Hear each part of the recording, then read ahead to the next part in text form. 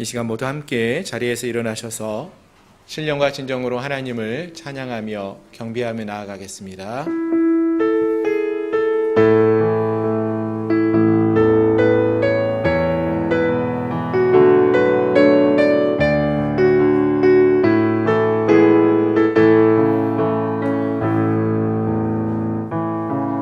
하늘의 문을 여소서, 이곳을 주목하소서.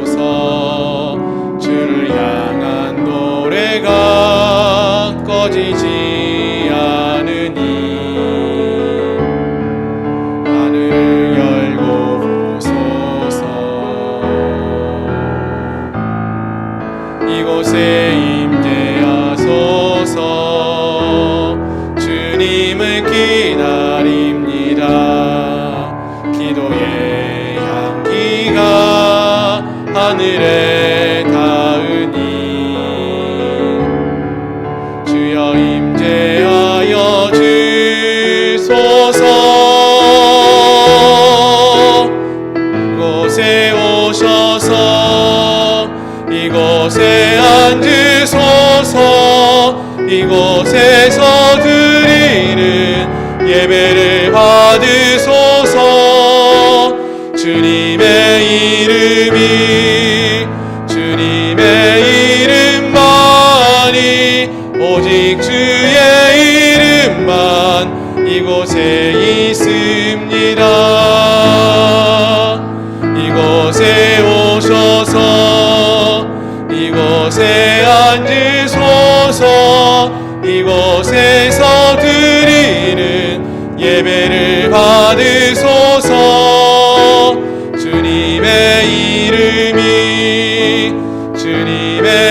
이름만이, 오직 주의 이름만 이곳에 있습니다. 아멘. 너희 의인들아, 여호와를 즐거워하라.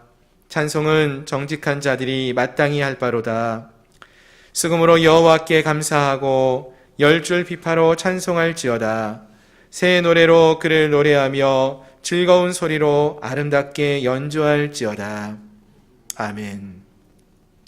거룩하신 하나님, 오늘도 복된 날 허락하여 주시고 거룩한 성회를 맞이하여 사랑하는 주의 백성들이 함께 모여 거룩한 주님께 중심의 찬양을 올려드리게 하시니 감사드립니다.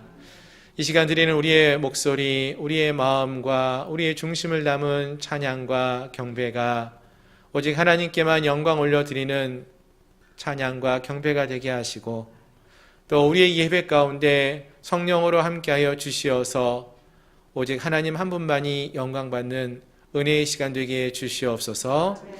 예수 그리스도의 이름으로 간절히 기도드립니다. 아멘. 나는 전능하신 아버지 하나님, 천지의 창조주를 믿습니다. 나는 그의 유일하신 아들 우리 주 예수 그리스도를 믿습니다.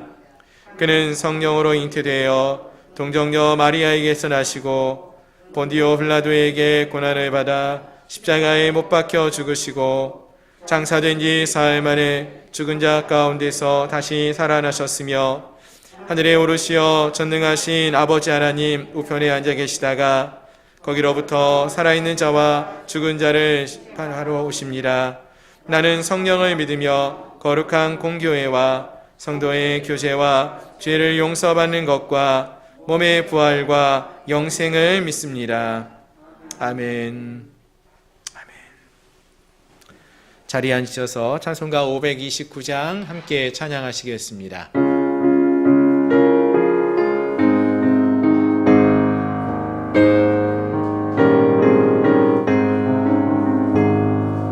온유한 주님의 음성 내 귀에 속삭이네. 내 마음 문을 두드리니 오 주님을 영접하라.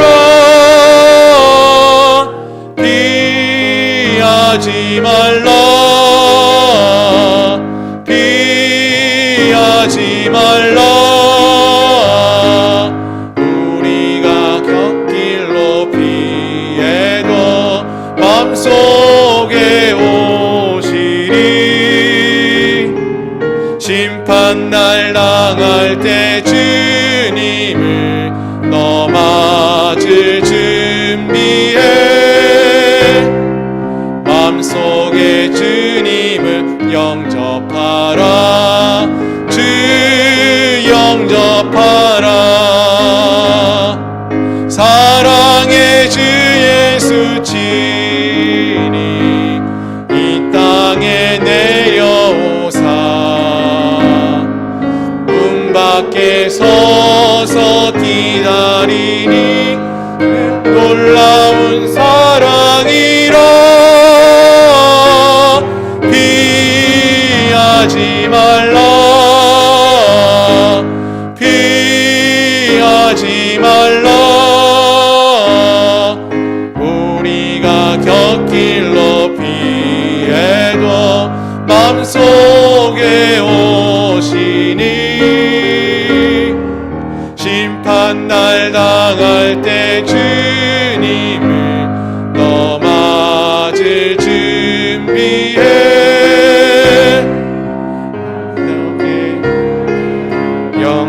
영접하라.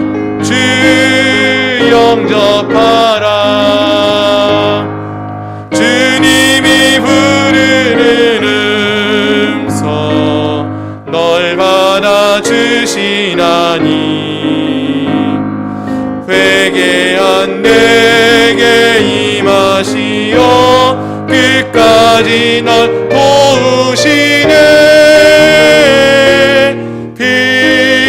피하지 말라. 피하지 말라. 우리가 곁길로 피해도 맘속에 오시리. 심판날 당할 때 주님을 너 맞을 준비해. 맘속에 주님을 영접하라. 주 영접하라. 주님의 은혜를 받고 너 주를 영접하라. 마음은 활짝 열어놓고 너 주님을 영접하라. 피하지 말라. 피하지 말라. 우리가 곁길로 피해도 맘속에 오시리. 심판날 당할 때 주님을 너 맞을 준비해. 맘속에 주님을 영접하라. 주 영접하라. 아멘. 539장입니다.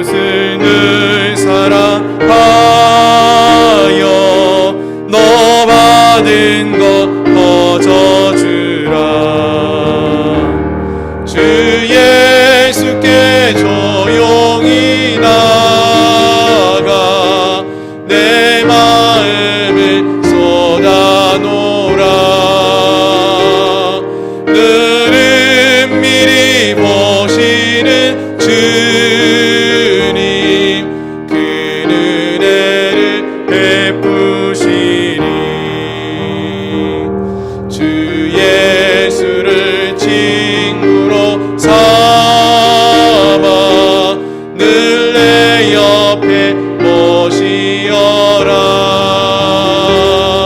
그 영원한 생명샘물에 내 말을 못 죽이어라. 주 예수께 조용히 나가 내 마음을 쏟아놓으라. 늘은 미리 보시는 주님 그 은혜를 베푸시리. 너 주님과 사귀어 살면 새 생명이 넘치리라. 주 예수를 찾는 이 앞에 참 밝은 빛 비추어라. 주 예수께 조용히 나가 내 마음을 쏟아놓으라. 늘은 미리 보시는 주님 그 은혜를 베푸시리. 아멘. 이 시간 우리 함께 기도하기 원합니다. 함께 부른 찬양의 가사를 보니까 너 예수께 조용히 나가 내 모든 짐을 내려놓고 주 십자가 사랑을 믿어 죄사함을 너 받으라. 주 예수께 조용히 나가 내 마음을 쏟아놓으라. 늘은 미리 보시는 주님 큰 은혜 베푸시리라. 이 말씀을 기억하면서 이 찬양이 우리의 고백이 되기를 소망하며 기도했으면 좋겠습니다. 주님, 이 시간 우리가 조용히 주 앞에 나아가 우리의 마음을 쏟아냅니다. 무거운 짐진 것도 기쁨의 마음도 슬픔의 마음도 아픔도 주 앞에 아뢰며 나아갈 때에 은밀히 보시고 들으시는 주님, 우리의 마음을 보듬어 주시고 또 위로하여 주시고 새롭게 해달라고, 기쁨이 배가 되게 하시고 슬픔을 위로하여 주시고 고통의 상처가 기쁨의 영광의 흔적이 되게 하시고 하나님과 함께하는 놀라운 믿음의 회복의 역사가 이루어지게 해달라고 이 시간 예배를 위하여 우리의 마음을 위하여 함께 기도하겠습니다. 거룩하신 하나님, 이 시간 우리가 주님 앞에 조용히 고요히 나아갑니다. 그리고 우리의 마음을 조용하게, 그러나 우리의 마음을 주님 앞에 온전히 쏟아내며 나아갑니다. 지난 한 주간 우리가 세상 가운데 거하면서 우리의 마음을 무겁게 억누르었던 모든 죄의 문제들 하나님 앞에 고백하며 나아갈 때에 주님, 우리의 죄를 사하여 주시고 깨끗게 해 주옵소서. 하나님, 또 우리의 마음이 너무나 무거운 짐을 지고 힘들어하고 괴로워하고 지쳐있을 때 아버지, 이 시간 모든 무거운 짐진 것들도 다 주 앞에 내려놓기를 소망합니다. 우리를 주 안에서 평강케 하시고 가볍게 하시고 아버지 참된 기쁨을 누릴 수 있도록 도와주시옵소서. 슬픔과 아픔의 상처가 있습니까? 하나님, 주님 안에서 이 슬픔과 아픔의 상처가 영광의 흔적이 되게 하여 주시옵소서. 주님이 우리와 함께 하신다는 그러한 은혜의 자리가 되게 하여 주시옵소서. 슬픔의 소식들이 우리의 마음을 무겁게 억누르지만 하나님 나라에서 영원한 생명으로 거듭날 것을 우리가 믿기에 기쁨으로 주님을 찬양하며 나아갑니다. 우리가 이 세상을 살아가는 동안에 정말로 후회 없는 믿음의 삶을 살게 하시고 오직 하나님만을 바라보며 하나님께만 영광 올려드릴 수 있는 그러한 믿음의 사람들 될 수 있도록 도와주시옵소서. 이 시간 간절한 마음으로 예배하며 주께 간구하며 나가는 주의 백성들, 하나님 한 사람 한 사람을 만나 주시고 아버지 저들에게 한량없는 하나님의 은혜와 사랑을 부어 주시옵소서. 우리의 예배가 거룩한 하나님을 만나는 복된 예배의 자리가 되기를 소망합니다. 예수 그리스도의 이름으로 감사하며 간절히 기도드립니다. 아멘. 거룩하신 하나님, 주님의 은혜를 참으로 감사합니다. 한 주간 동안도 우리를 세상 가운데서 지켜주시고 보호하여 주셨다가 오늘 거룩한 주일을 맞이하여 사랑하는 주의 자녀들이 하나님 앞에 나와 우리의 마음을 주 앞에 쏟아내며 고백하며 기도하고 간구케 해 주시니, 예배케 해 주시니 감사합니다. 하나님, 이 시간 우리의 마음속에 무거운 짐진 것들 다 주 앞에 내려놓았습니다. 또 우리의 마음속에 있었던 슬픔과 아픔의 또 상처들 다 주 앞에 아뢰었습니다. 하나님, 기쁨의 소식도 기쁨의 마음도 주께 고백하였습니다. 이 시간 고백한 우리의 기도를 주님이 들어주시고 기쁨의 이야기들은 더욱더 큰 기쁨과 감사의 사건으로 배가 되어질 수 있도록 축복하여 주시옵시고, 슬픔과 아픔의 상처들은 하나님의 은혜를 경험하는 은혜의 흔적으로 우리에게 남도록 주님 축복하여 주시옵소서. 우리의 마음속에 무거운 것들 다 주 앞에 내려놓습니다. 우리가 더 이상 세상 속에서 세상을 것을 추구하며 세상만을 바라보며 살아가는 자들이 아니라 영원한 천국을 꿈꾸며 하나님 나라를 생각하며 주님과 동행하는 믿음의 삶을 살아가는 저희를 되게 주시옵소서. 하나님 나라에서 주님과 영원히 함께할 것을 꿈꾸며 살아가는 믿음의 사람들 되게 하시고, 이 세상의 삶 속에서 아버지 하나님, 우리의 생명을 거는 자들이 아니라 하나님과 함께하는 영원한 생명을 꿈꾸며 거기에 우리의 생명을 걸며 나아가는 진정한 주의 제자들이 될 수 있도록 도와주시옵소서. 계속되어지는 코로나로 인하여서 많이 힘들고 어려움 속에 처한 많은 영혼들이 있습니다. 하나님, 이 땅을 긍휼히 여겨주시고 이 때를 따라 우리가 더 간절히 하나님께 엎드려 기도할 수 있는 주의 백성들 되게 주시옵소서. 기도할 때입니다. 기도가 필요한 시간입니다. 하나님, 우리가 이 사실을 머리로만 아는 것이 아니라 정말로 하나님 앞에 우리의 마음을 찢으며 하나님 앞에 간절히 나라와 민족을 위하여, 교회를 위하여, 가정을 위하여, 또 우리의 장래를 위하여 하나님의 나라가 이 땅 가운데 속히 이루어지기를 소망하며 기도할 수 있게 하여 주옵시고, 아버지 늘 깨어서 주님의 나라를, 주님을 바라보며 나아갈 수 있는 저희를 내게 주시옵소서. 슬픔 가운데 있는 영혼들 하나님의 위로로 위로하여 주시옵시고, 하나님 아버지 고통 가운데 있는 영혼들에게 아버지 치유와 회복의 역사로 함께 주시옵소서. 힘들고 어려울 때이지만 하나님, 주께서 우리에게 주신 또 사명도 있습니다. 아버지 귀한 사명을 잘 감당해가는 사랑하는 주의 백성들 되게 하시고, 또 우리 양문교회를 통하여 하나님이 꿈꾸고 계시는 놀라운 역사가 아버지 속히 이루어지는 놀라운 역사가 있게 하여 주시옵소서. 오늘도 거룩한 하나님 앞에 나왔습니다. 전심으로 주님만을 찬양하며 예배할 때에 하나님, 오순절 마가의 다락방에 임하셨던 성령의 역사가 오늘 이곳 가운데 임하여 주시옵시고, 우리 함께한 모든 성도들이 그냥 왔다 돌아가는 발걸음이 아닌 거룩한 하나님을 만나고 돌아가는, 성령의 충만함을 경험하고 돌아가는 은혜의 시간 될 수 있게 복내려 주시옵소서. 예수 그리스도의 이름으로 감사하며 간절히 기도드리옵나이다. 아멘.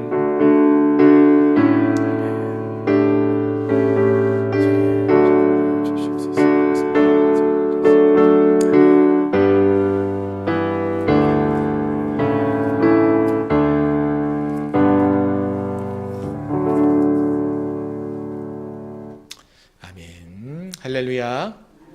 주일 오전 예배 함께 하신 여러분들을 주님의 이름으로 축복하며 환영합니다. 우리 좌우에 계신 분하고 한번 인사할까요? 주의 사랑으로 사랑합니다. 반갑습니다. 감사합니다. 광고 말씀을 드리겠습니다. 주보를 참조해 주시기를 바랍니다. 올해 우리 양문교회 표어는 하나님의 선하심을 맛보아 알라라는 것입니다. 하나님은 선하신데 그 선하신 하나님을 우리가 만나고 그 하나님의 선하심을 맛보아 알아가는 그런 은혜가 우리 사랑하는 성도님들 우리 모두에게 넘쳐나기를 소망합니다. 코로나로 인하여서 사회적 거리두기가 2단계가 계속 지속되고 있습니다. 4월 말까지 다시 또 3주간 연장되었는데요. 거기에 따라서 저희 교회에 또 예배 안내를 주보해 두었습니다. 주일 오전 예배 1부 오전 9시, 2부 오전 11시에 있고요. 수요일 저녁 오후 7시 30분 예배에 있습니다. 새벽엔 기도 화요일부터 토요일까지 새벽 5시 주일학교 학생의 예배도 있습니다. 모든 예배는 우리 현장에서 방역 수칙에 따라서 우리 좌석의 20%까지 함께 예배하실 수 있고요. 또 온라인으로도 함께 실시간 예배로 드리실 수 있습니다.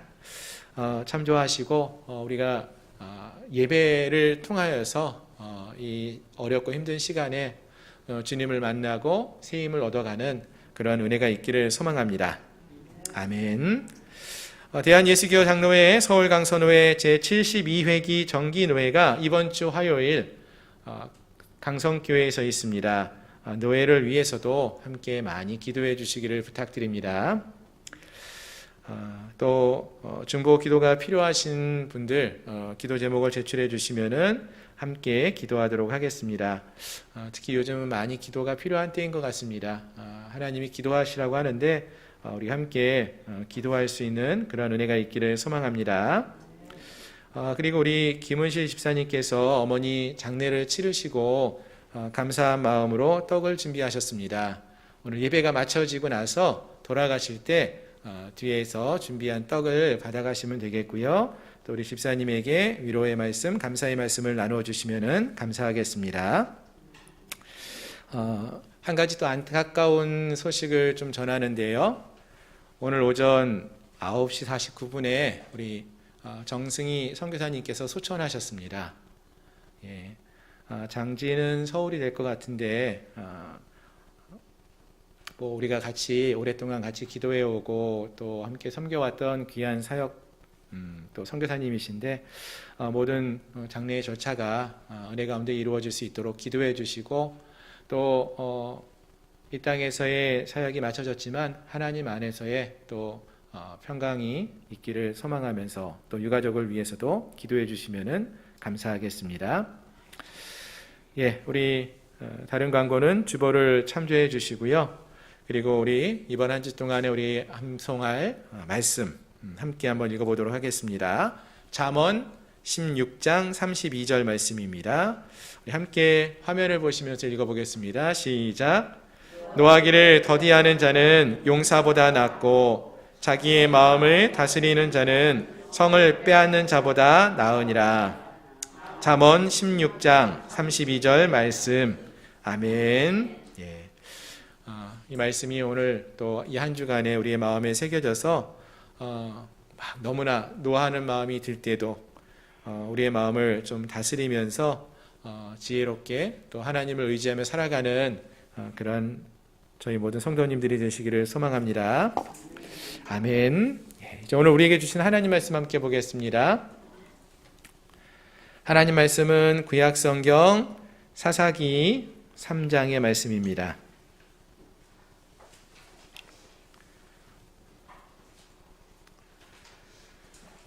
구약성경 364페이지 사사기 3장 12절부터 31절까지 말씀입니다.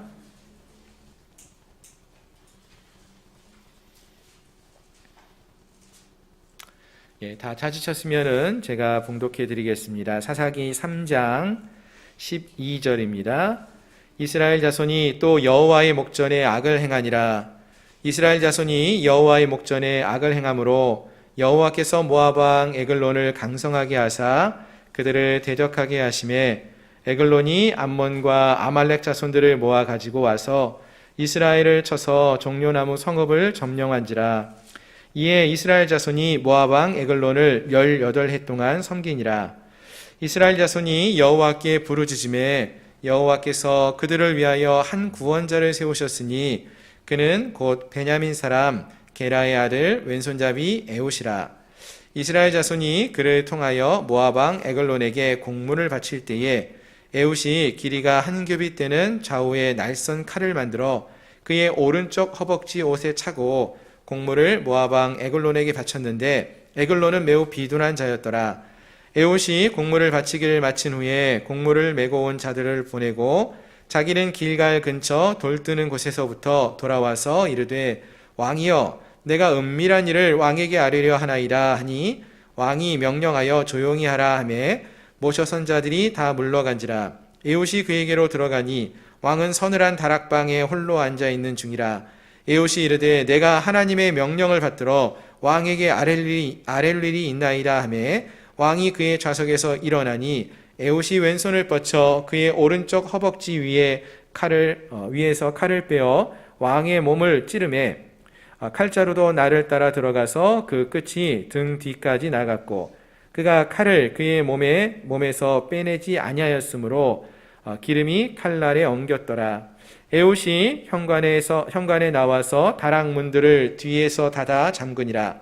에훗이 나간 후에 왕의 신하들이 들어와서 다락문들이 잠겼음을 보고 이르되 왕이 분명히 서늘한 방에서 그의 발을 가리우신다 하고 그들이 오래 기다려도 왕이 다락문을 열지 아니하는지라. 열쇠를 가지고 열어본즉 그들의 군주가 이미 땅에 엎드려져 죽었더라. 그들이 기다리는 동안에 에훗이 피하여 돌 뜨는 곳을 지나 스이라로 도망하니라. 그가 이르러 에브라임 산지에서 나팔을 불매 이스라엘 자손이 산지에서 그를 따라 내려오니 에훗이 앞서가며 그들에게 이르되 나를 따르라. 여호와께서 너희의 원수들인 모압을 너희의 손에 넘겨주셨느니라 하매 무리가 에훗을 따라 내려가 모압 맞은편 요단강 나루를 장악하여 한 사람도 건너지 못하게 하였고 그때에 모압 사람 약 10,000명을 죽였으니 모두 장사요 모두 용사라. 한 사람도 도망하지 못하였더라. 그날에 모압이 이스라엘 수하에 굴복하며 그 땅이 80년 동안 평온하였더라. 에훗 후에는 아낫의 아들 삼갈이 있어 소모는 막대기로 블레셋 사람 600명을 죽였고 그도 이스라엘을 구원하였더라. 아멘. 다시 한번 기도하겠습니다. 하나님, 오늘도 하나님의 말씀을 들고 단위에 섭니다. 능력의 말씀만이 선포되게 하시고 하나님의 진리의 말씀만을 선포하는 은혜의 시간 되게 해주시옵소서. 말씀을 듣는 모든 성도의 마음의 문을 활짝 열어주시고 하나님의 음성으로 듣게 하시고 그 말씀이 저들의 마음에 새겨져서 30배, 60배, 100배의 결실을 맺는 놀라운 역사가 있게 하여 주옵소서. 예수님의 이름으로 감사하며 간절히 기도드립니다. 아멘. 아멘. 할렐루야. 오늘 함께 하신 여러분들을 주님의 이름으로 축복합니다. 혹시 여러분들 중에서 바둑을 두는 걸 좋아하시는 분들이 계시나요? 간혹 바둑을 좋아하시는 분들은 바둑을 오랫동안 두는 걸 좋아하시는데 저는 개인적으로 바둑을 잘 두지도 못하고 잘 알지는 못합니다. 그런데 몇 해 전에 그 바둑 중에서 우리 어릴 적부터 고수로 여겨졌던 이세돌 구단이라는 바둑 기사와 또 이제 컴퓨터 프로그램이죠. 알파고라는 컴퓨터가 인간 대 컴퓨터가 바둑 시합을 겨뤘던 때가 있습니다. 인간계의 신과 같은 바둑계의 신, 인간 신이라고 여겨지는 그러한 이세돌 구단과 컴퓨터 프로그램이 격돌하면서 과연 누가 이길 것이냐 세간의 관심을 많이 끌었었는데요. 그 결과는 컴퓨터가 승리했죠. 4대1로 이세돌 구단이 패했습니다. 흔히 고수, 바둑을 두는 고수다라고 할 때 그 고수들은요, 바둑을 둘 때 그 모든 상황들을 머릿속에 다 두고요. 보통 저희와 같은 사람들이 바둑을 두는 수, 그 생각하지 못하는 여러 가지 수를 갖고 있다가 가장 최고의 수를 두어서 이기는 사람, 그 사람을 바둑계의 고수다 이렇게 말을 하는데, 이 알파고가 이러한 사람 고수를 뛰어넘는 그러한 수를 컴퓨터가 계산을 해가지고 이때 어디에 두는 것이 가장 적합하다 이런 걸 따져가면서 인공지능으로 바둑을 두어서 승리하게 됩니다. 그래서 이후로는 바둑계의 진정한 고수가 컴퓨터 프로그램이 되어가고 있다는 것이고요. 그 이후에 요즘 보니까 바둑을 두는 사람들이 바둑을 두는 그 기풍이라 그러거든요. 방식이 이전에는 누구누구를 따라서 이렇게 두었다면은 요즘은 컴퓨터가 두었던 그 방식을 따라서 바둑을 두는 그런 모습까지 많이 생겼다. 이런 이야기를 들어봤습니다. 이 이야기를 듣다가 그런 생각이 들었습니다. 바둑계에도 이렇게 고수가 있어서 어떻게 바둑을 두면 잘 둘 수 있는지를 가르쳐주고 알 수 있는데, 혹시 우리의 삶, 우리 인간의 삶을 잘 코치해주고 인도해 줄 수 있는 인간의 삶에 있어서 고수가 있으면 얼마나 좋을까. 우리가 사는 인생이 여러 번 사는 것도 아니고 한 번 살아가는데 바르게 살아가는 것이 우리의 바람인데 어떻게 하면은 우리가 우리 인생을 잘 살아갈 수 있을까? 이런 생각이 들었어요. 인간계, 인간의 삶에 고수가 있다면 얼마나 좋을까? 이런 생각이 들었는데요. 누가 어떤 분이 인간의 그러한 삶을 주관하는 고수가 될까요? 하는 생각을 해보다 보니까 하나님이 생각났다라는 것입니다. 우리의 삶의 고수, 우리가 생각하지 못하는 방법, 그러한 일하시는 모습들을 이루시는 그러한 분이 계시구나라는 생각이 들었습니다. 저는 우리 삶의 진정한 고수가 우리 하나님이라는 생각을 했다는 것이죠. 하나님이야말로 진정한 고수이다, 이런 말씀을 드리고 싶습니다. 그래서 오늘 함께한 우리 모두가 우리의 삶을 살아갈 때에 우리는 생각하지 못했던 일을 인생 속에 경험할 수도 있고 또 어려운 일들을 경험할 수 있지만 그 길을 따라가다 보면은 이런 이유가 있어서 이 시간이 필요했구나, 이런 생각을 할 수 있는 인생의 고수가 되시는 하나님의 뜻을 알고 뜻을 신뢰하며 믿으며 나아가면 좋겠다, 이런 생각을 해보았습니다. 오늘 함께한 우리 모두가 우리 하나님을 믿고 신뢰하며 주님의 뜻에 온전히 순종하는 삶을 살아가는 그러한 성도님들이 되시기를 주님의 이름으로 축원합니다. 자, 이제 오늘 본문의 말씀을 함께 보기 원하는데요. 우리 몇 주간 동안 우리 복음서의 말씀을 살펴보았었고요. 다시 우리가 살펴보던 사사기의 말씀으로 좀 돌아가 보려고 합니다. 먼저 지난번에 우리가 살펴보았던 사사기의 말씀은 첫 번째 사사 온니엘의 이야기였죠. 그리고 이제 오늘은 3장에서 이 온니엘에 이어서 초기 사사 중에 사사로 활동했던 두 명의 사사가 더 등장을 합니다. 바로 에훗과 삼갈이라는 두 명의 사사를 우리가 만나게 되는데요. 자, 먼저 3장 12절을 보시면은 본문은 이러한 말씀으로 시작을 합니다. 이스라엘 자손이 또 여호와의 목전에 악을 행하니라 라고 이렇게 말씀함으로써 이 본문이 시작됩니다. 여기서 주목하는, 우리의 주목을 끄는 단어가 하나 있죠. 또라는 단어예요. 또라는 것이 여러분 무엇을 말합니까? 무엇인가? 반복되고 있다라는 것이죠. 이전에도 그랬는데 다시 반복해서 이루어진다라는 거예요. 이전에도 이스라엘 백성들이 죄를 지었었는데 또 이스라엘 백성들이 여호와의 목전에서 악을 행하였다라는 것입니다. 사실 아달락에서 온니엘이 이스라엘 백성들이 죄를 지었을 때 구산 리사다임에 의해서 공격을 당하고 어려움을 겪고 있을 때 하나님이 온니엘을 보내셔서 하나님께 부르짖는 이스라엘 백성들을 구원해 주셨어요. 그렇다면 그 이후에 기대되어지는 상황은 은혜로 구원을 받았으니까 이제는 더 이상 하나님을 버리고 하나님 앞에 죄를 짓는 자들이 아니라 하나님께 감사함으로 고백하며 은혜로운 하나님께 감사함으로 삶을 살아가는 그러한 삶을 사는 것이 기대되어져요. 그렇게 살아야 해요. 그런데 그러한 기대하고는 다르게 이들이 다시 또 죄를 지었다라는 것입니다. 자, 이와 같이 이스라엘 백성들이 반복적으로 또 죄를 짓는 거예요. 앞으로도 계속 그래요. 이런 사이클이 7번 정도 이 사사기에서는 반복적으로 나타납니다. 그런데 문제는 처음에 악을 하나님 앞에 행하고 죄를 지을 때는요, 두렵고 떨려요. 우리 잘 아시는 것처럼 처음 우리가 죄를 지을 때는요, 두려워서 떨려서 죄를 잘 짓는 것이 어려워요. 근데 한번 해봤는데 아무 일이 없어요. 별거로 그렇게 힘들지 않아요. 별로 많이 혼난 것 같지도 않아요. 그러면은 두 번째는 그 전보다 훨씬 더 죄를 짓는 게 쉬워져요. 요즘 여러분 뉴스를 보시면은요, 참 흉악한 사건과 사고 이야기가 참 많습니다. 이전하고 비교해 보면은 참 어떻게 이 세대가 이럴 수가 있을까라고 생각이 드는 그러한 살인사건, 사고들이 얼마나 많은지 몰라요.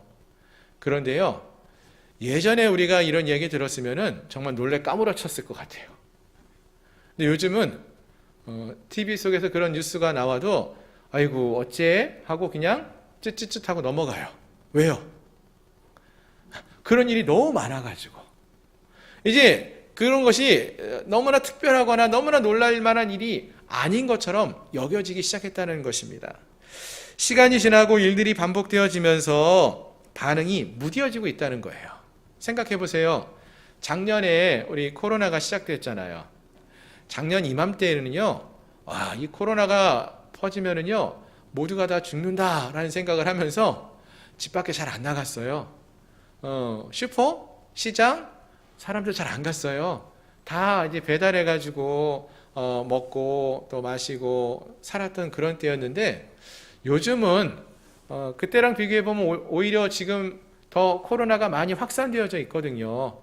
그런데도 불구하고 밖에 나가 보시면은 사람들이요 어마어마하게 많아요.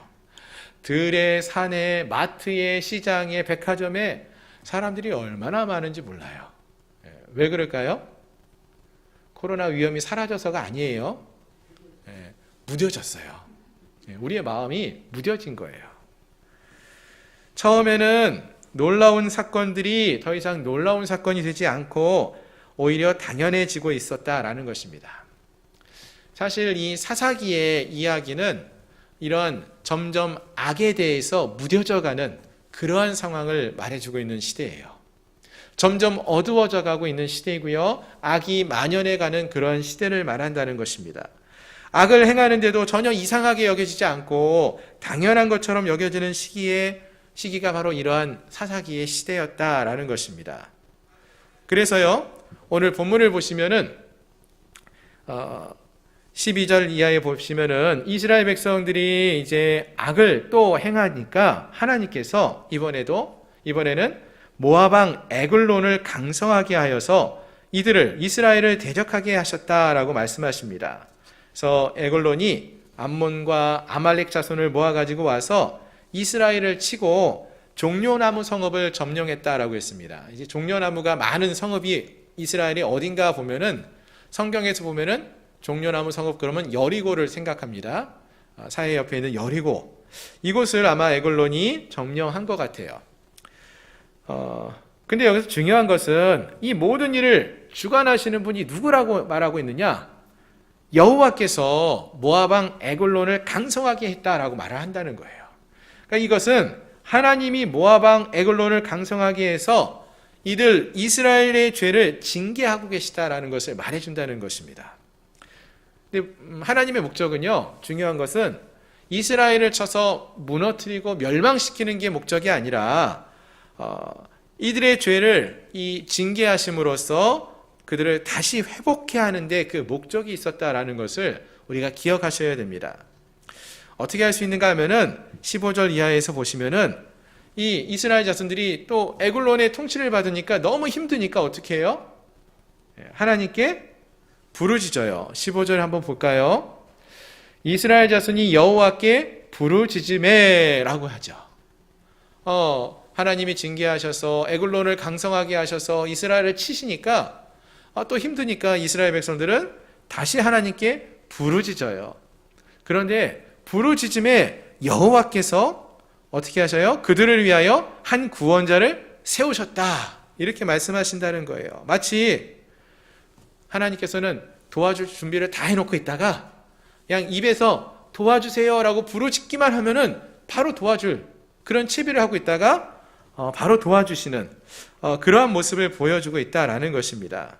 결국 하나님 목적은 이스라엘 백성들을 멸망시키려는 게 아니라 다 계획이 있으신 거죠.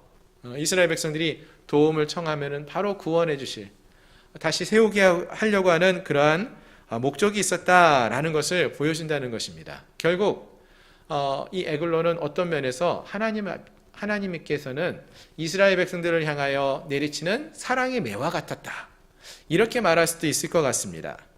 어쨌든 우리가 이 말씀을 읽으면서 그래서 하나님께서 때로 우리에게 힘들고 어려움을 허락하실 때 혹시 우리가 하나님의 음성을 듣고 있지 않는 그런 모습은 없는지, 하나님이 뭐라고 말씀하시는지 잘 듣고 돌이킬 수 있는 그런 모습이 있어야 한다는 것입니다. 더 이상 익숙한 이 시대에 악에 물들지 말고 하나님께 돌아서 하나님께 부르짖고 하나님의 구원의 은혜를 입으며 살아가는 저희 모든 성도님들이 되시기를 소망합니다. 아멘. 자, 그래서 이제 이스라엘 백성들이 징계를 받고 부르짖고 그럼 하나님이 구원자를 보내주시고 하나의 이런 사이클이 계속 돌아가고 있는 것을 볼 수 있는데요. 자, 중요한 것은 여기서 하나님이 누구를 보내주셨느냐예요. 한 구원자를 보내주셨는데 그 사람이 어떤 사람이었느냐라는 것인데요. 여러분, 처음 사사 기억나시나요? 온니엘. 그때도 똑같이 하나님이 이스라엘 백성들이 부르짖을 때 한 사람을 보내주셨어요. 누구예요? 온니엘.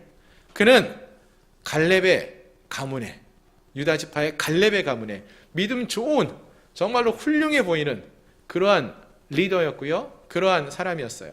이스라엘의 사사로 불려도 그럴듯해 보이는 그러한 사람이었어요. 그러면 오늘 사사로 부름을 받은 그 사람들은 어떤 모습일까요?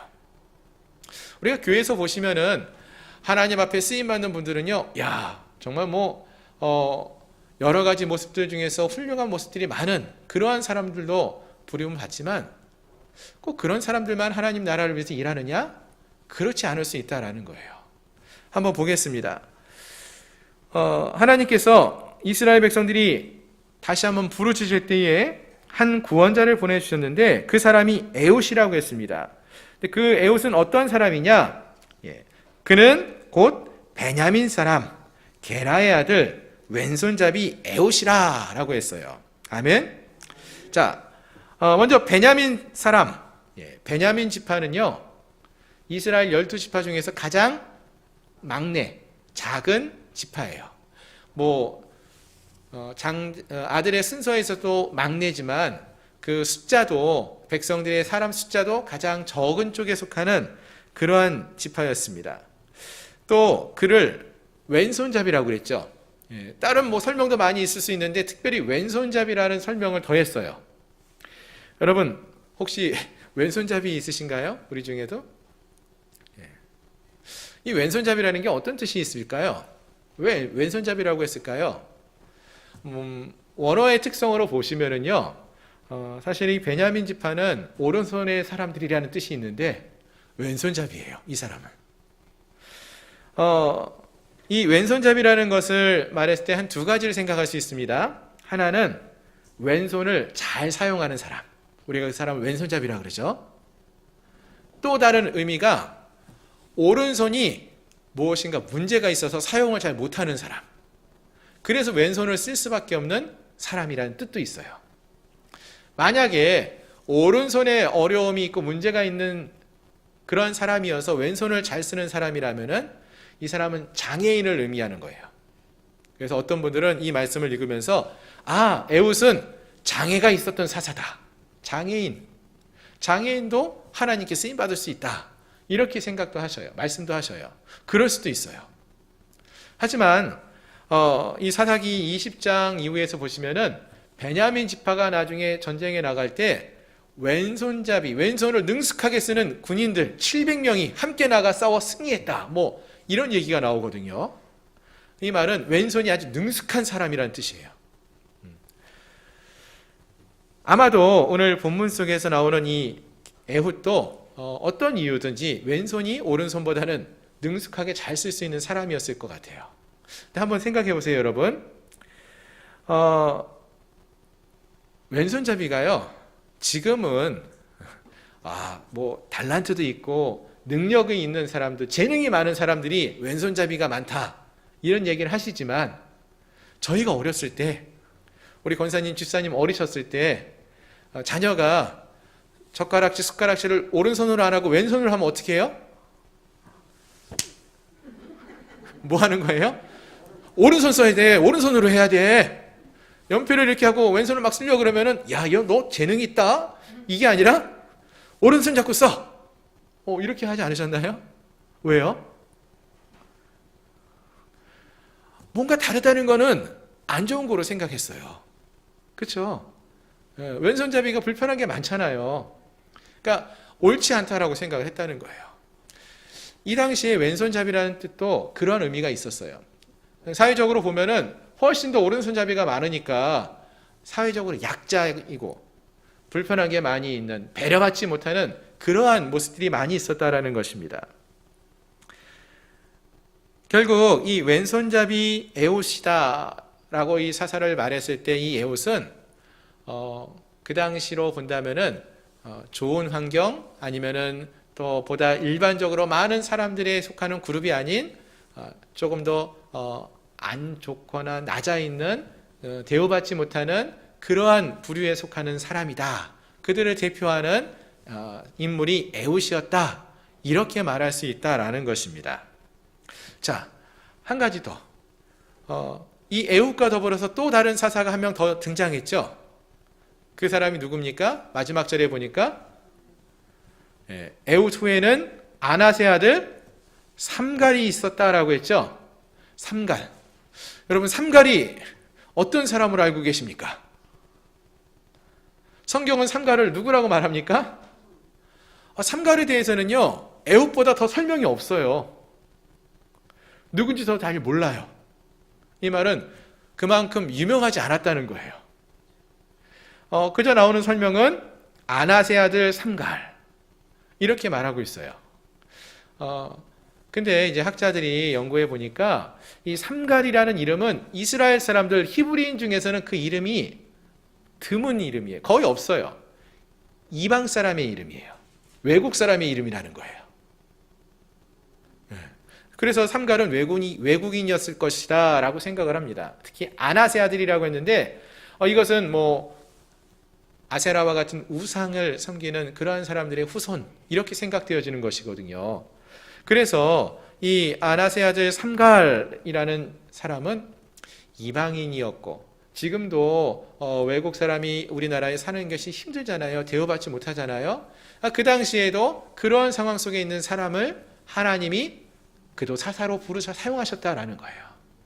자, 정리해서 보시면은요, 하나님이 지난 시간에 부르셨던 사사는 온니엘이에요. 온니엘은 갈렙의 가문, 능력도 있죠. 그리고 뭐 좋은 가문이고요. 훌륭한 그런 백그라운드가 있는 사람이었어요. 근데 하나님은 그러한 사람들만 선택해 사용하시느냐? 그렇지 않다라는 거예요. 에웃과 같은 왼손잡이, 사회적으로 소수자이고 약자이고 또 외국인이었던 삼갈도 하나님이 불러서 사용하실 수 있는 그러한 모습이 있었다라는 것입니다. 즉, 우리가 기대했던 그러한 사람은 아니에요. 하지만 하나님께서는 누구든지 사용하실 수 있다라는 것을 보여준다는 것입니다. 또 하나요. 그럼 이 에웃은 어떻게 사사의 역할을 감당합니까? 에웃이 에글론을 쳐서 승리할 때 우리가 기대했던 것은 온니엘처럼 하나님의 영이 임해서 전쟁에 나가서 칼을 들고 싸워서 승리하는 그런 멋진 모습을 생각하는데, 에웃은 어떻게 해요? 영화 속에서 보시면은요, 악한 사람이 조용히 남들을 속이고 들어가서 암살을 하고 돌아오는 그런 이야기처럼 보인다는 거예요. 에글론을 속이고 에글론에게 공문을 바치는 것처럼 속이고 들어가서는 은밀한 일을 왕에게 아뢰려고 합니다 라고 말하고는 숨겨두었던 칼로 에글론을 찔러 죽였다, 이런 말을 이런 이야기를 하고 있다라는 거예요. 즉, 이런 모습은 한 나라를 구원하는 하나님의 사람처럼 우리가 기대하는 어떤 모습하고는 좀 거리가 멀죠. 근데 하나님은 그렇게도 이 에웃을 사용하고 계셔요. 또 삼갈은 어떻습니까? 삼갈이 누구랑 싸우나요? 블레셋 사람 600명을 쳐서 죽였다고 했어요. 무기가 뭐였습니까? 소모는 막대기, 몽둥이. 그리고 블레셋 사람과 싸워 600명을 이겼어요. 근데 여러분, 블레셋은요, 어떤 민족이냐면은 에게해에서, 그리스 쪽에서 배를 타고 온 문명 민족이에요. 나중에 사울 이야기, 또 사울왕 때 이야기 보면은 블레셋에는 철기 문화가 있어요. 칼이나 농기구를 철로 만들어 쓰고 있는데 이스라엘은 아직까지 그때 철로 된 칼이 없었어요. 사울왕과 요나단만 이 철로 만든 칼이 있었을 그런 시기였어요. 근데 이 시기는 그보다 전이거든요. 그러면 블레셋은 지금 철로 만든 칼을 갖고 싸우는데 이 삼갈은 뭐를 갖고 싸웠다고요? 몽둥이 갖고. 이 삼갈이 중국 무술을 잘했는지 태권도를 잘했는지 모르겠지만 어떻게든 이 싸움에서 승리할 수 있었을까요? 소몬은 막대기로 600명이나 죽이고 이스라엘을 구원했다라는 것입니다.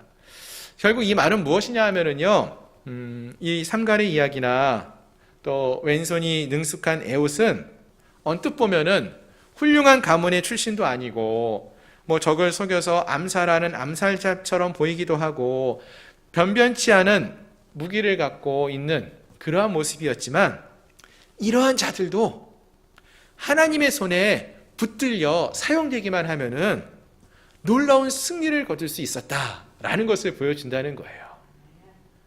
이들이 능력이 많고 이들이 갖고 있는 무기가 대단하고 힘이 있고 군사력이 있어서 싸워 승리한 게 아니라는 걸 보여준다는 거예요. 하나님은 누구든지 사용하십니다. 하나님의 구원의 사역은 우리가 전혀 기대하지 않는, 예측하지 않는 방법을 통해서도 이루어지고요. 또 우리가 기대하지 않고 예측할 수 없었던 사람을 통해서도 이루어질 수 있다라는 것을 말한다는 것입니다. 우리의 기대를 뛰어넘는 분이 하나님이라는 거예요. 그렇습니다. 하나님은요, 여러 종류의 사람을 사용하셔요.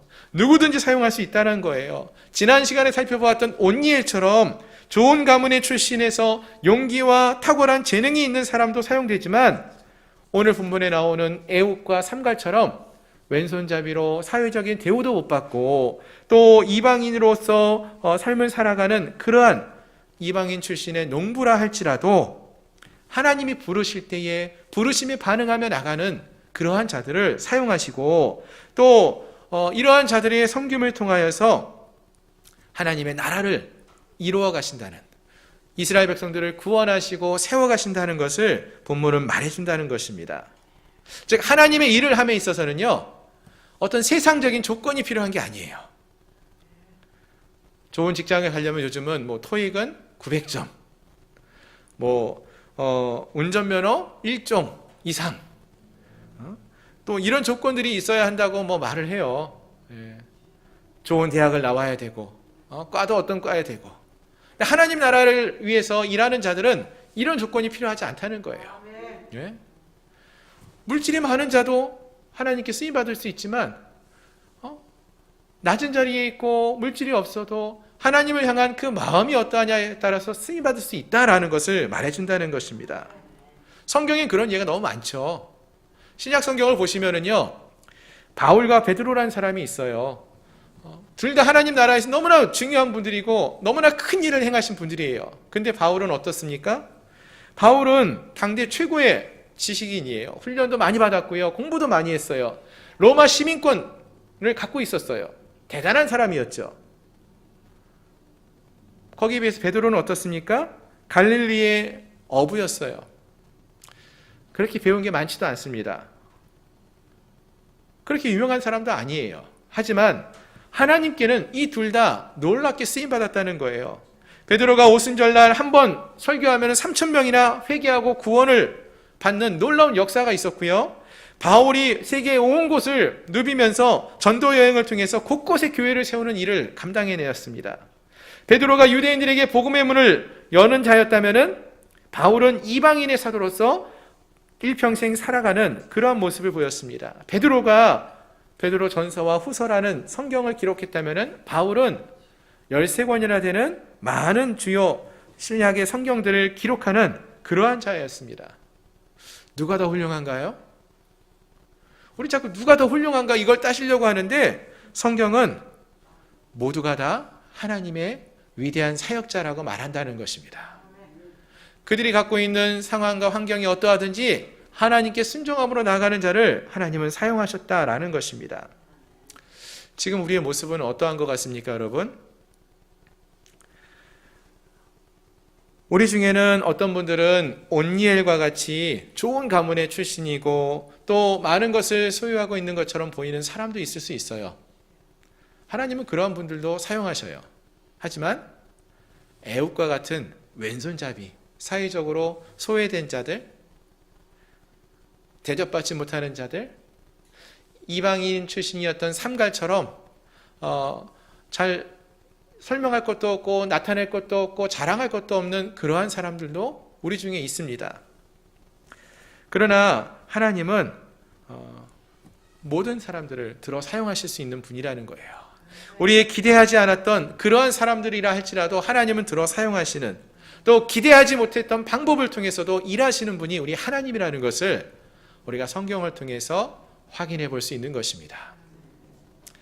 실제로 중국을 보시면은요, 중국의 공산당이 이제 정권을 장악하기 시작하면서요, 그 가운데 있었던 서양 선교사들이 다 쫓겨나게 됩니다. 그래서 이제 그때 선교사님들이 중국을 떠나오면서 했던 말들이 이제 중국의 선교는 끝났다, 이런 말을 했어요. 그리고 수십 년이 지나서 문화혁명이 다시 일어나면서 중국이 개방하기 시작했죠. 그리고 나서 선교사들이 다시 중국 땅으로 들어갔어요. 중국이 어떻게 되었습니까?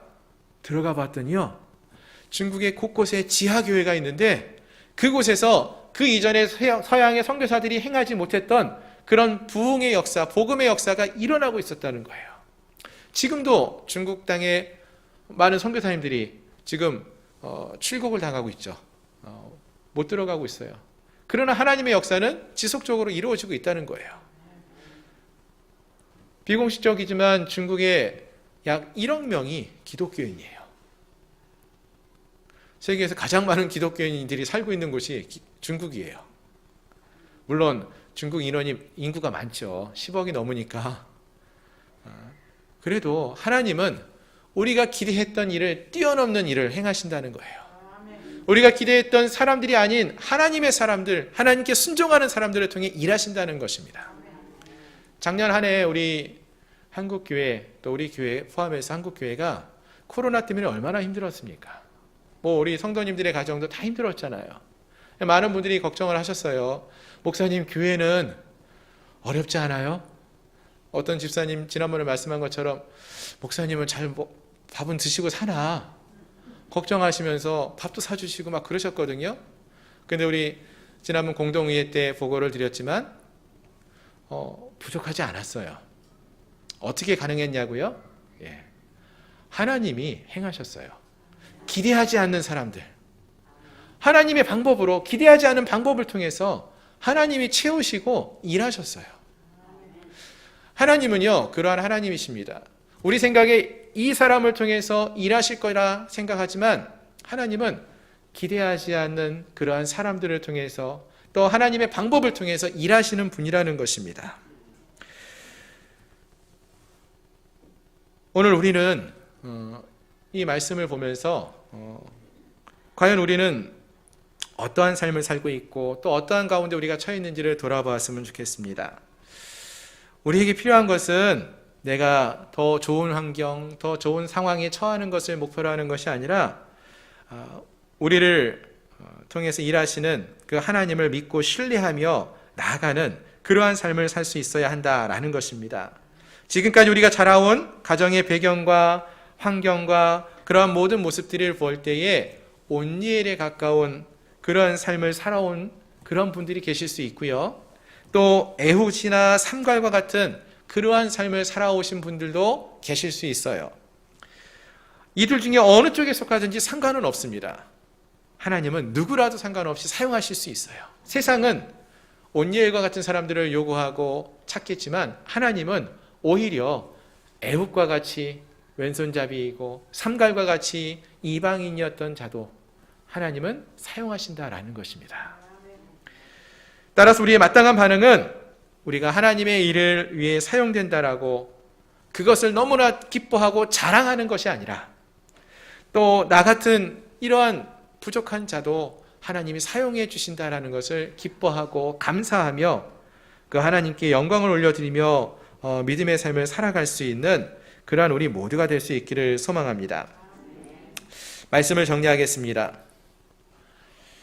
하나님은 어두운 시대, 환난의 때에 하나님의 사람들을 통해서 구원의 역사를 이루어 가십니다. 근데 그 하나님의 역사는 때로는 우리의 생각을 뛰어넘어서 생각지도 못하고 기대하지 않았던 그러한 사람들을 들어서 사용하셔요. 왜일까요? 만약에 능력 있는 사람들만 하나님 앞에서 사용되고 일을 행한다면요, 많은 사람들이 그렇게 생각할 것 같아요. 저 사람이 능력이 많아서, 저 사람이 능력이 있으니까 사용될 거야. 하나님보다 사람이 더 높아질 수 있다는 거죠. 하지만 하나님은요, 누구나 가리지 않아요. 오히려 더 약하고 부족한 자들도 들어 사용하셔요. 결국 누가 행하신 것입니까? 하나님이 행하신다는 걸 보여주시는 거예요. 막대기로 싸우는데 철로 된 칼을 갖고 싸우는 블레셋 600명을 싸워 이겼어요. 누가 싸워 이긴 겁니까? 하나님이 행하셨다는 거예요. 하나님을 주목해 보라는 거예요. 나같이 부족한 것을, 나같이 연약한 사람을 주목해 보는 것이 아니라 하나님을 바라보라는 그 믿음을 우리에게 요구하신다라는 것입니다. 오늘 우리가 살고 있는 이 시대에 모두가 코로나로 힘들어하고 있습니다. 더 이상 소망이 없다고 말하고 있습니다. 그러나 우리가 믿고 나가야 할 것은 하나님은 기대하지 않는 방법을 통하여서 기대하지 않았던, 예상치 못했던 사람들을 통해서 지금도 일하신다라는 것입니다. 우리가 이 사실을 믿고 또 그 신실하신 하나님께서 우리를 구원하시고 인도하실 것을, 우리의 생각대로 지금 상황과 환경이 보이지 않고 변하지 않는 것처럼 보인다 할지라도 분명히 우리 하나님께서는 우리를 구원하시고 인도하실 것임을, 우리의 기대와 생각을 뛰어넘는 방법으로 그러한 사람들을 통해서 일하실 것을 믿고 신뢰하며 나아갈 수 있는 저희 모든 성도님들이 되시기를 소망합니다. 또 우리가 애국과 같고 삼갈과 같이 유명하지도 않고 가진 재능도 별로 많지 않아 보인다 할지라도 하나님은 오늘도 우리를 부르시고 사용하실 수 있음을 믿고 주님이 부르실 때에 주 앞에 순종함으로 나아가 쓰임받을 수 있는 그러한 주의 백성들이 되시기를 주님의 이름으로 축원합니다. 기도하겠습니다. 이 시간 우리가 사람을 바라보는 것이 아니라 하나님을 바라보고, 사람을 의지하는 것이 아니라 하나님만을 의지하며 살아가게 해달라고 기도했으면 좋겠습니다. 하나님은 기대하지 않던 방법을 통하여, 예상치 못한 사람들을 통하여 일하시는 하나님이라고 했습니다.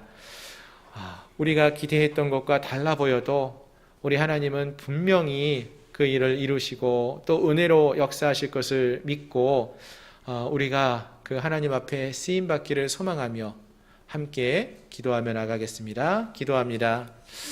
하나님, 삼갈과 에웃의 삶을 통하여서 하나님께서는 에웃과 같이 왼손잡이로 사회에서 대접받지 못하고 살아가는 자들도, 또 아버지 하나님, 삼갈처럼 이방인으로서 이 땅에서 외면받고 살아가지만 그럼에도 불구하고 하나님은 그도 사사로 부르시고 그를 통하여서 순종하는 자들을 통하여 주님의 말씀에 온전히 순종하며 나아가는 그러한 자들을 통하여 하나님 나라의 귀한 일을 행하시는 모습을 보았습니다.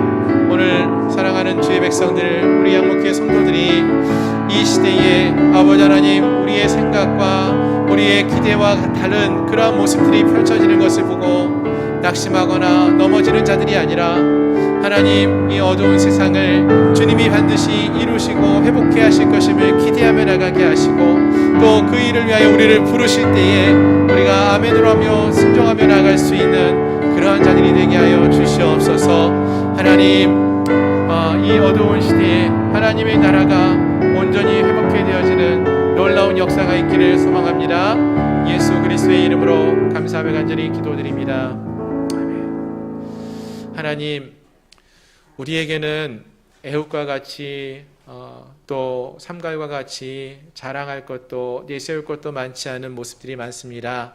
그러나 주님, 주께서 부르시면은 삼갈처럼 막대기를 들고서라도 나아가 대적들과 싸우기를 소망하고 애굽과 같이 주님이 명하시면은 어디든지 순종하며 나아갈 수 있는 저희를 되게 하여 주옵소서.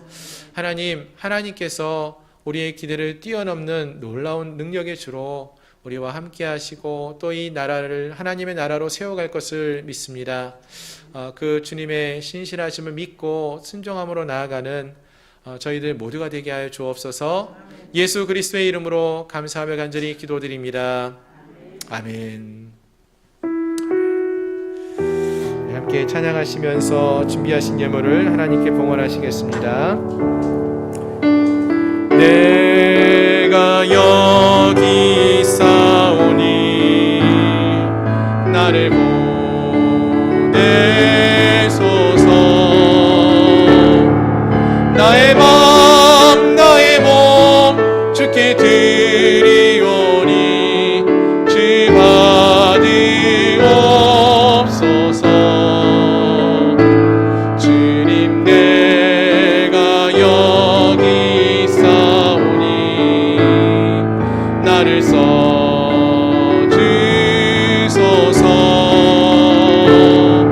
가진 것 모두 다 주께 드리오니 주 받으옵소서.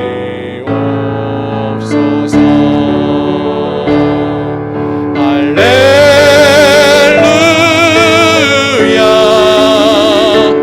할렐루야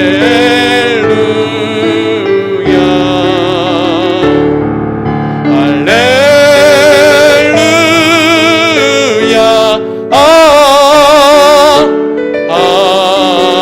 할렐루야. 나를 받으옵소서.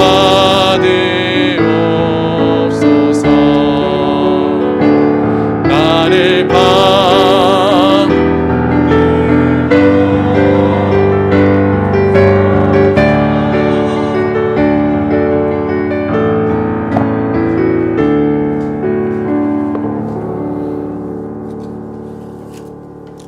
드린 예물 위해서 함께 기도하겠습니다. 주님의 은혜에 감사드립니다. 항상 함께 해주시는 하나님께 감사드립니다. 모든 것을 주관하시는 하나님의 은혜에 감사하며 귀한 예물을 드렸습니다. 하나님 은혜와 사랑에 감사합니다. 하나님 선하심과 크신 사랑에 감사하면서 범사에 감사하여서 주님의 사랑에 감사함으로 귀한 예물을 드렸습니다. 하나님, 오늘도 주 앞에 나올 때에 또 귀한 예물을 통하여 영광 올려드리게 하시니 감사합니다. 우리가 살아 숨쉬는 것도 하나님의 자녀가 된 것도 모든 것이 하나님의 은혜이고 감사의 제목임을 이 시간 고백했습니다. 이 시간 깨닫고 감사를 고백한 주의 백성들의 그 귀한 손길을 기억하여 주시고 하늘의 문을 여시고 하나님이 더 큰 은혜와 사랑으로 갚아주시고 채워주시옵소서. 11주의 예물을 드렸습니다. 하나님이 우리의 삶의 주가 되심을 진정으로 고백했습니다. 이 믿음의 고백도 받아주시고 저들의 삶을 주관하시고 주인으로 역사하여 주시옵소서. 하나님, 오늘도 거룩한 주님께 드린 모든 예물 하나님이 하늘에서 받아주시며 또 저들의 삶 속에 하나님이 은혜로 채워주시는 은혜가 넘쳐나게 하여 주옵소서. 지금은 우리 구주 예수 그리스도의 은혜와 하나님 아버지의 크신 사랑하심과 성령 하나님의 내재 충만 위로 역사 교통하심이 거룩한 하나님의 백성으로 믿음의 삶을 살기를 소망하는 사랑하는 우리 양문교회 모든 성도들 머리 위에 또 일평생 하나님 나라를 위하여 섬기고 수고하다가 하나님 품에 먼저 돌아간 우리 고 정승희 선교사님과 그 유가족들 위에 또 하나님의 나라가 이 땅 가운데 속히 이루어지기를 소망하며 믿음의 삶을 살아가는 모든 주의 백성들 머리 위에 이제로부터 영원토록 함께 있을지어다. 아멘.